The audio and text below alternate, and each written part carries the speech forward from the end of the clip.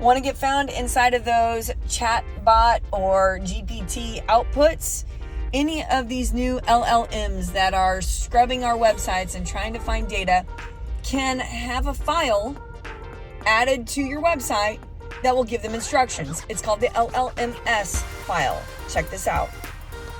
All right, head over to Yoast and go into settings. Now I have the free account, so you don't need to upgrade for this. In the latest version, they're giving you this little box right here, llms.txt. That's it. You just want to click enable feature. And of course, you want to save changes now. Boom. And if you want to see what this file looks like, you can click this customize and it'll allow you to view the llms.txt file. I would suggest reading through this because this is the data that's headed over to chatbots. You can add in manually if you wanted to, or make any changes you want. But as a one-click solution, that's all you need to do.